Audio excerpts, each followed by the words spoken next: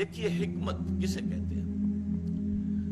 حکمت عقل کی اور انسان کی دانش کی وہ پختگی کی کیفیت ہے جس سے کہ اصابت رائے پیدا ہو جائے اور انسان صحیح کو صحیح سمجھے، غلط کو غلط سمجھے۔ یہ صلاحیت جو ہے پیدا ہو جانا انسان کے اندر، یہ حکمت ہے، دانائی ہے۔ اس کے مقابلے کا ایک لفظ آتا ہے فلسفہ۔ حکمت اور فلسفے میں فرق کیا ہے؟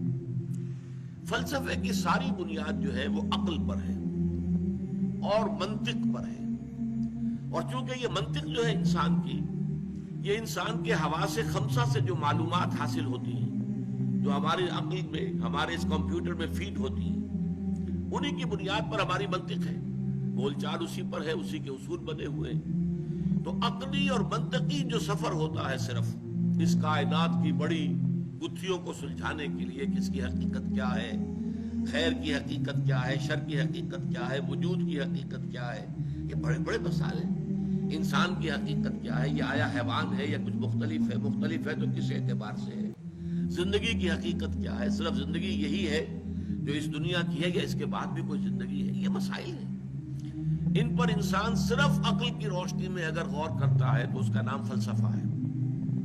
فائلولوجی کہتے ہیں the science of languages, philosophy, یہ فلسفی جسے ہم کہتے ہیں فائلوسوفی، صوفی wisdom, wisdom based on language, یہ منطق کی بنیاد پر جو وزڈم تیار ہوتی ہے وہ در حقیقت فلسفی ہے۔ حکمت کسے کہتے ہیں؟ اس میں عقل کے ساتھ ساتھ فطرت انسانی میں بہت سی چیزیں ایسی مضمر ہیں جو انسان بائی انسٹنکٹ جو ہے وہ جانتا ہے اور مانتا ہے۔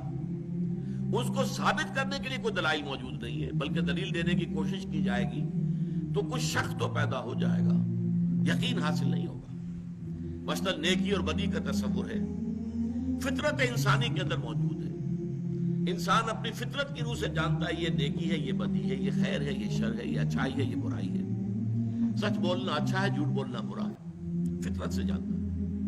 لیکن اگر آپ ثابت کریں کہ سچ بولنا واقعی اچھا ہے، ثابت کرو، اور جھوٹ بولنا واقعی برا ہے، ثابت کرو منطق سے، تو اس ثابت کرنے کی کوشش میں شک تو پیدا ہو جائے گا، کوئی یقین کی کیفیت پیدا نہیں ہوگی۔ اسی طرح ایک ہستی کا تصور، کوئی ایک ہستی ہے جو اس کائنات کی پیدا کرنے والی ہے، خالق ہے، مالک ہے، یہ تصور فطرت انسانی کے اندر موجود ہے۔ اس کو ثابت کرنے کی کوشش کریں گے تو ٹھوکریں کھا جائیں گے۔